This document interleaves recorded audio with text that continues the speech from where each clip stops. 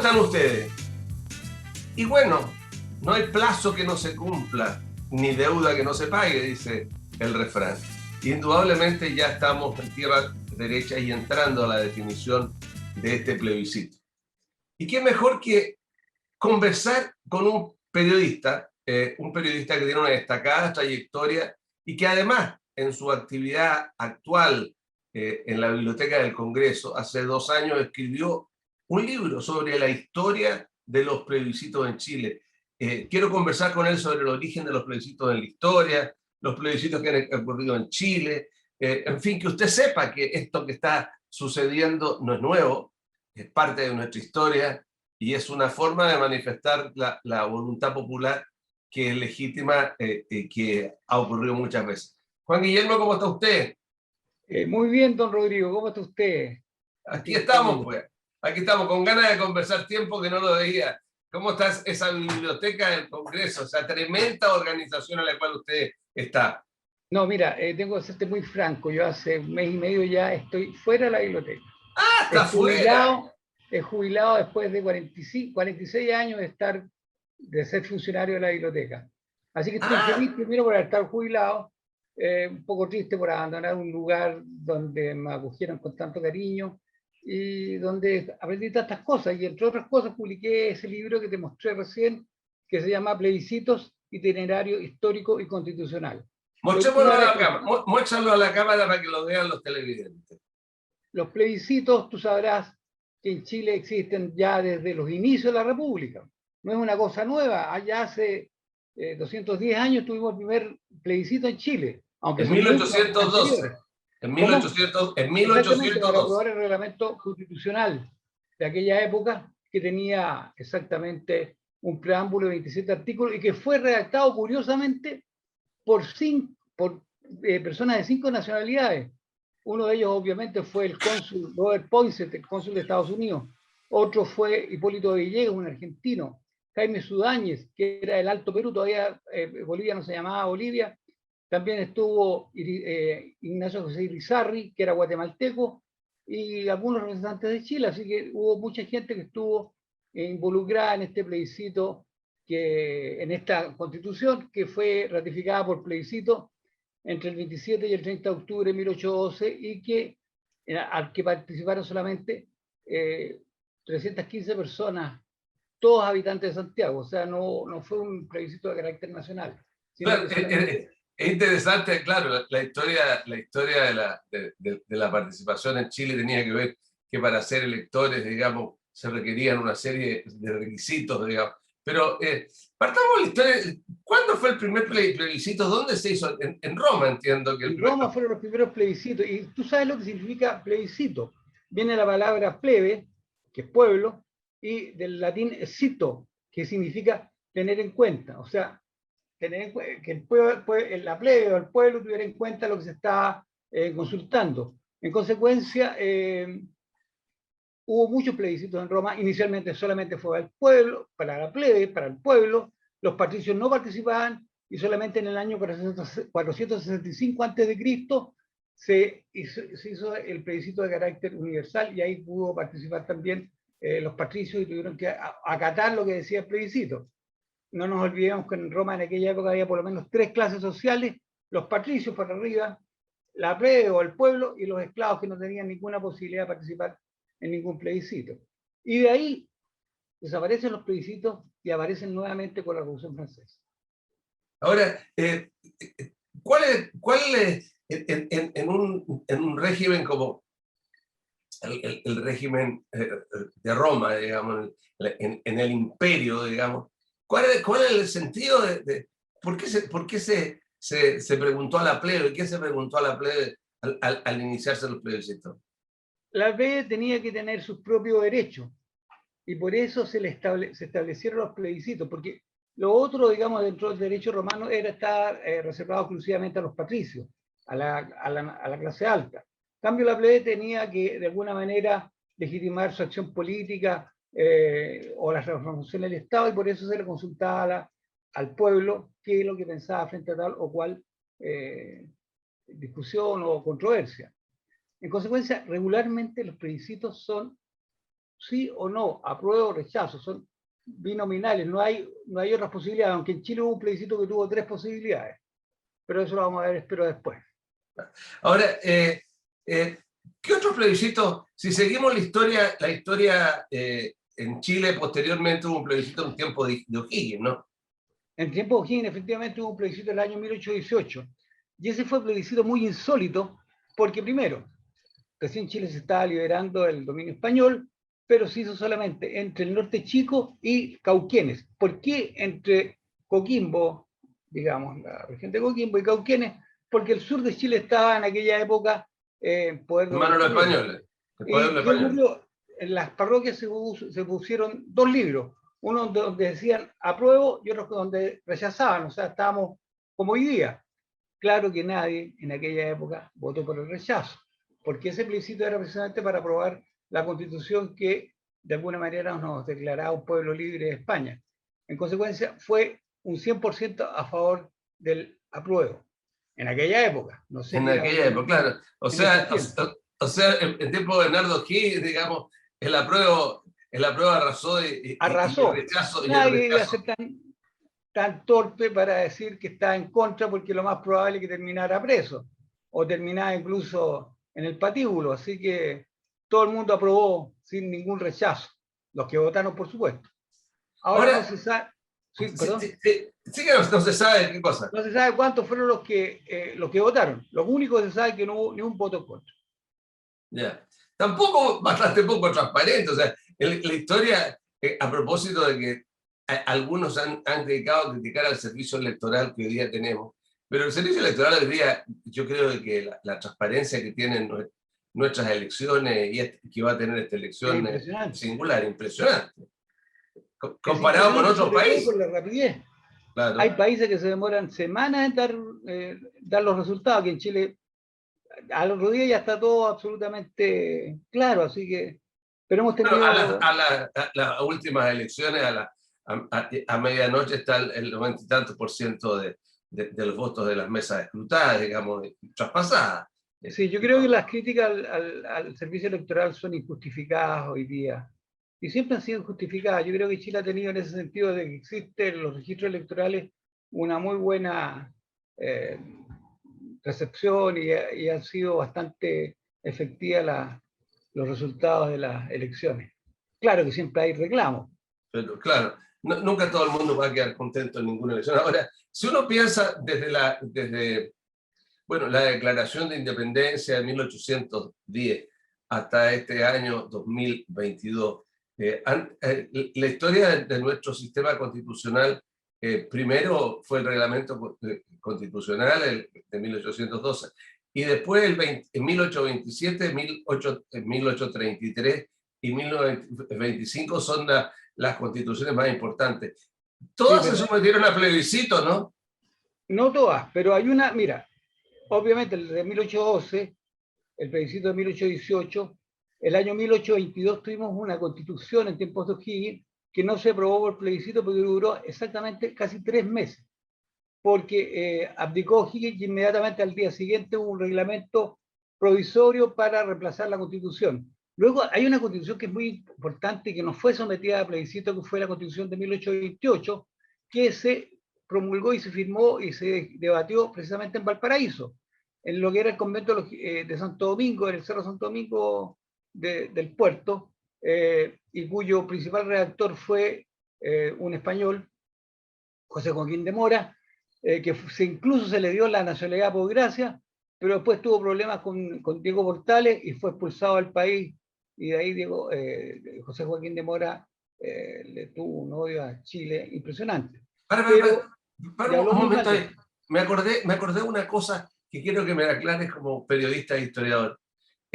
Al final de la avenida Pedro Montt con la avenida Argentina, después al final hay una iglesia. ¿Sí? Y allí funcionó un congreso chileno. No, el Congreso funcionó en la iglesia Santo Domingo. Ahí está la O sea, iglesia. en el convento Santo Domingo, que después tuvo la segunda comisaría de carabineros, que estaba en el cerro. En el cerro. No fue en esa iglesia que creo que es de los jesuitas. Ya. Pero ahí hay una placa de funcionamiento del Congreso. ¿En alguna oportunidad funcionó también ahí algo, no sé, cerca del actual Congreso? No, la verdad que yo sé que en el cerro, está en el Cerro Santo cerro Domingo. Santo Domingo, el Ok, Congreso que se celebró volvamos en porque Valparaíso. estas disquisiciones de viejo que le gusta la historia, digamos, a lo mejor pueden ser muy latosas, pero yo creo que tratemos de hacerla interesante, especialmente para que la gente tenga claro, primero, de que a las constituciones algunas no se sometieron a plebiscito, pero las más importantes sí,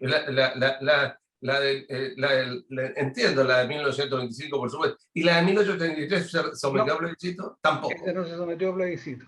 No, la de 1823 en ese momento había ocurrido la batalla del Ircay, estaban los conservadores en el poder, con Diego Portales a la cabeza y con José Joaquín Prieto, y no se sometió al plebiscito. Pero después, la de 1925, sí, efectivamente se sometió a plebiscito cuando estaba gobernando Arturo Alessandri. No nos olvidemos que la Constitución del año 33 estuvo aproximadamente 91 años rigiendo nuestro país, que fue mucho tiempo, pero Arturo Alessandri quiso cambiarlo porque en aquella época la Constitución ya se había deformado de alguna manera y estábamos viviendo un régimen parlamentario. Consecuencia, para optar por el presidencialismo, Arturo Alessandri convocó el 30 de agosto de 1925 a un plebiscito para que se aprobara la Constitución, y esto fue por medio de 3 cédulas. Y Pero aquí antes te que digo, siga con la cédula, antes que siga con el acto de la votación misma, como se aprobó la Constitución del 25, ¿cómo se creó la Constitución? ¿Quién es fue un grupo de personas que fueron reclutadas directamente por el presidente de la República, ¿no? sí, hubo varias comisiones, pero hay que ser sincero. El que aquí redactó la Constitución del año 25 fue José Massa Fernández, que había sido ministro, que era ministro de Interior de Arturo Alessandri. Él fue el que redactó en realidad la Constitución del 25. No fueron todas estas comisiones, incluso hubo una comisión del pueblo para tratar de redactar una Constitución, pero José Massa Fernández, que después, fíjate que el año 53 este personaje llegó a ser presidente de las Naciones Unidas. Y tiene ¿Y una tiene que ver historia con el José bastante... Massa actual chileno? ¿Es pariente del José Massa actual chileno? No, porque el José Massa actual chileno viene si es que no me equivoco, llegó a Chile, sus padres llegaron a Chile a través del Winnipeg, o algún barco que llegó en aquella época con la Revolución Española. Este José Massa era de otra familia, digamos, y tiene una historia bastante insólita, me encantaría contarla, pero nos saldríamos de la... Pero cuenta, ¿cuál es la historia de José? ¿Cuál es la José historia Massa Fernández eh, tenía una amiguita que estaba casada con un ingeniero apellido ¿Cómo Echeverría. es? Ay, mejor el vocabulario, como una amiguita. Bueno, tenía una pololita, digamos, que estaba casada con un ingeniero de apellido, como tú sabes, ¿no? Tuvo un amorío con una señora que pertenecía a otros señores. Eso es el... Exactamente. Bueno, y este ingeniero Echeverría, a todo el mundo le decía: donde pilla a José Massa lo voy a matar. Y Santiago en aquella época era bastante pequeño, digamos, no tenía las dimensiones de ahora, y se encuentran en una galería comercial ambos personajes. Echeverría saca su pistola y le dispara a Massa.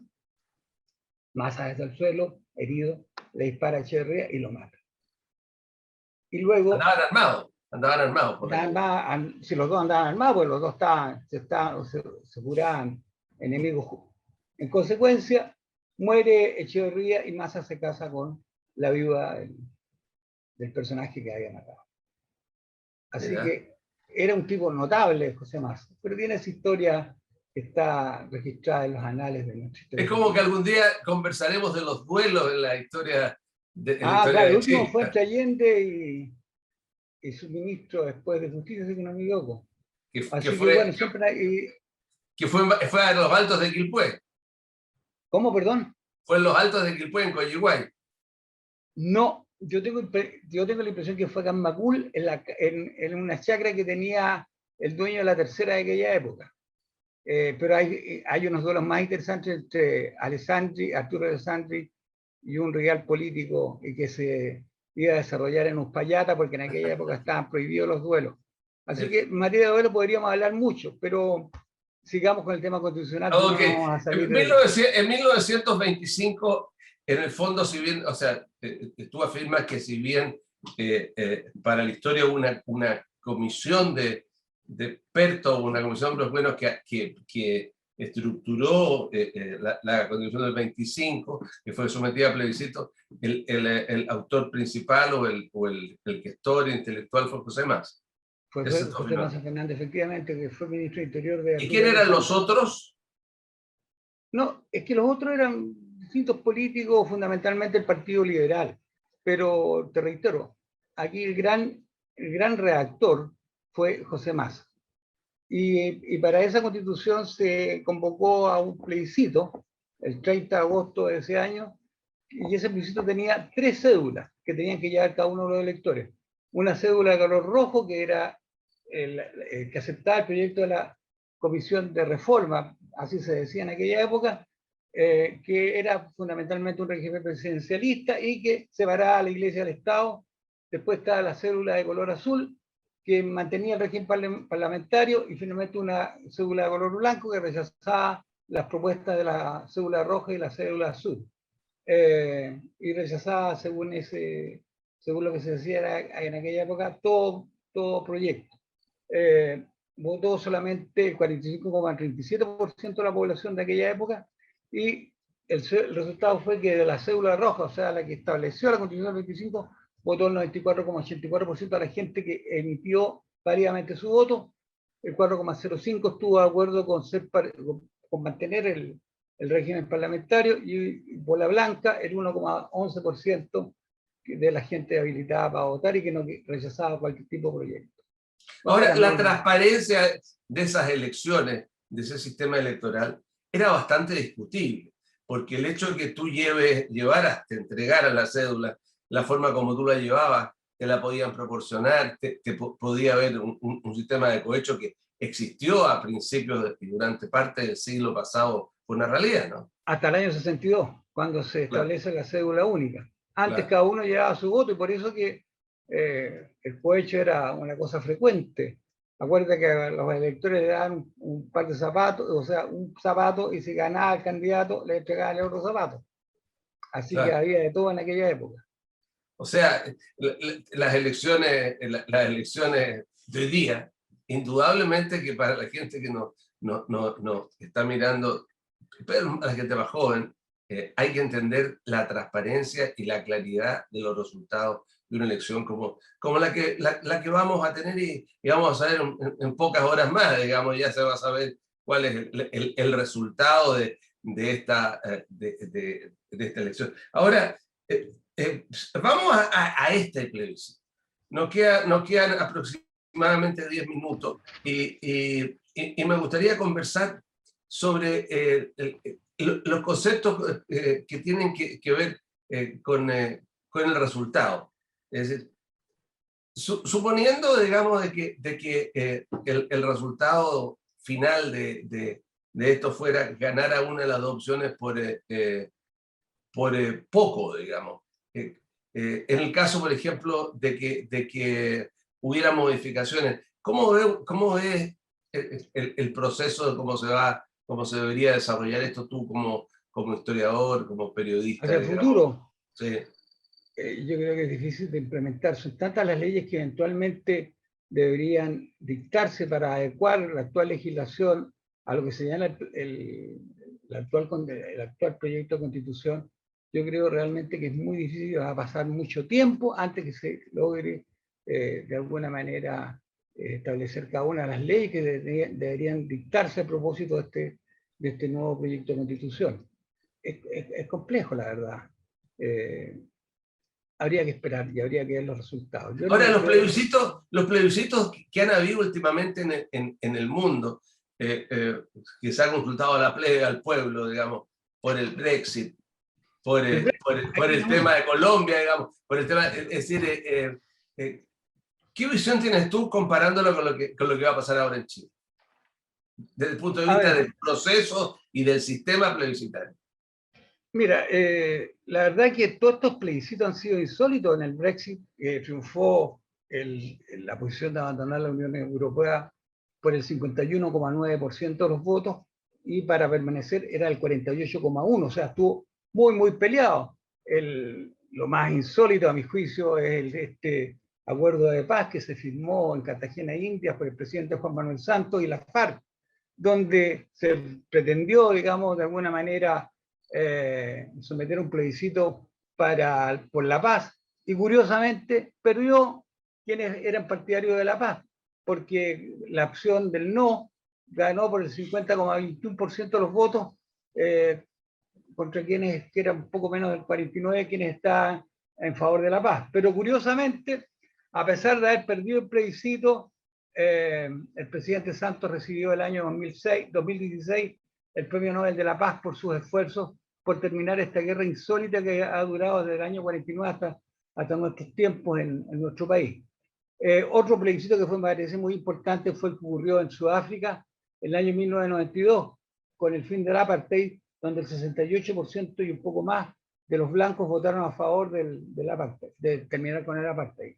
Y otro plebiscito importante ocurrió el año 1998 en Irlanda del Norte, donde llegaron a un acuerdo entre la mayoría protestante y la minoría católica, y finalmente se terminó con la paz y con el desarme del IRA, el ejército revolucionario irlandés. Ahora, una cosa, como uno se acuerda de los principios de la democracia, abajo la tiranía, abajo los reyes, liberté, égalité, fraternité, la Revolución Francesa, ¿también hubo plebiscito posteriormente? Escuché la última parte. En Francia, después de la Revolución Francesa, también entiendo que hubo plebiscito. Pero absolutamente, en 1793, es que no me equivoco, fue el primer plebiscito que hubo para aprobar una constitución en ese país. ¿Y qué ocurrió? Napoleón llegó al poder gracias a los plebiscitos. En consecuencia, estamos frente a un tema que es bastante frecuente. Bueno, el primer plebiscito de la era moderna ocurrió precisamente en 1793 en Francia para aprobar un texto constitucional que terminaba con la monarquía. Ahí votó solamente el 26% de los hombres, las mujeres no tenían ningún derecho, como en Chile no tuvieron ningún derecho las mujeres a votar hasta el año 49. Gracias a Gabriel González Videla, la mujer tuvo el derecho a voto en las elecciones presidenciales y parlamentarias. Antes habían tenido ya derecho a votar en elecciones municipales. En Francia no tenía ninguna posibilidad, a pesar de que era muy revolucionario y que Marianne, tú sabes, esta chica con un pecho al aire, fue el símbolo de la Revolución Francesa, la mujer no tenía ningún derecho. Y ahí votó el 26% de las personas que podían votar, que eran todos hombres, y el 99% estuvo de acuerdo a esta constitución. Okay. Con Napoleón. No queda nada. Termina, te voy a hacer una pregunta más. Termina, andaba de Napoleón. Estaba hablando primero, bueno, que la Declaración de los Derechos del Hombre y del Ciudadano, que se aprobaron a propósito de la Revolución Francesa, fue también aprobada, pero con muy baja participación popular, casi no hubo oposición a ella. Y Napoleón llegó al poder a través de distintos plebiscitos, como ocurrió, por ejemplo, la Constitución del año 1800, que logró el 99,95% de los sufragios. No sé si será verdad, si es así esa cantidad de aprobación que tuvo Napoleón, pero así lo dice por lo menos la historia. No tenía servicio electoral en aquella época en Francia, así que se puede esperar cualquier cosa. Ahora, gracias por toda esta conversación, Juan Guillermo. Dos preguntas o dos comentarios al final. Uno es que también en Chile en 1970 pudieron tener derecho a voto los analfabetos y los mayores de 18. ¿Ya? Y segundo, digamos, el que te quiero preguntar, hoy día la cantidad de gente que va a votar en Chile va a ser una cantidad, la mayor cantidad de gente de toda la historia, digamos, porque indudablemente el número de inscritos y autorizados para votar y, por otro lado, la expectativa hacen de que este plebiscito, sea cual sea su resultado, va a tener un nivel de validación enorme por la cantidad en toda la historia de Chile. Sí, yo te agradezco las aclaraciones, me parece que tienes razón. Yo creo que ciertamente va a ser la primera vez que va a votar tanta gente, y esto ha sido progresivo. Desde que hay derecho a voto en Chile, ha ido aumentando la cantidad de votantes, a pesar de que a veces ha sido obligatorio o otras veces ha sido facultativo cada elector si quiere votar o no quiere votar. Así que esperemos qué pasa con este nuevo plebiscito. Hemos tenido ya muchos plebiscitos. No nos olvidemos que incluso en el gobierno de Pinochet hubo plebiscito. para aprobar la Constitución del año 80 y también el año 89, para hacer estas 57 reformas, perdón, 54 reformas que se aprobaron. Y no te olvides el que hubo el 78. El 78 también, claro, por eso. Claro. Para la Constitución del año 80. Así que hemos tenido plebiscitos en distintas épocas de nuestra historia. Está consagrado el plebiscito en la actual Constitución, y en la nueva Constitución se señala que la única cosa que no va a poder ser sometida a plebiscito serían aquellos temas en materia tributaria. Pero todo lo demás puede ser plebiscitado según la actual Constitución. Ok, muchas gracias, Juan Guillermo Prado, por esta interesante conversación. Ahora que ya sé que está usted digamos, en sus cuarteles de invierno, conversaremos a ver si hacemos alguna otra cosa más. Usted es un hombre muy... Pero tenemos que hacer, de todas maneras, si yo estoy dispuesto. Lo que pasa es que estoy todavía aquí refugiado en Santiago, pero mañana, por ejemplo, voy a tener que ir a Valparaíso, no sé, en uno de estos días voy a ir a Valparaíso, así que espero tener tiempo de pasarte a ver. Okay. ¿Te parece?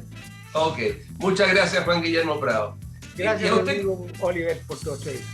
Y a usted que nos está mirando, bueno, hay que votar. Indudablemente que usted es el principal beneficiario o el principal perjudicado de su elección y de su posibilidad que vaya a votar. Chile necesita su voto, por eso hemos hecho esta conversación sobre el plebiscito que está en este momento ad post. Que estén ustedes muy bien.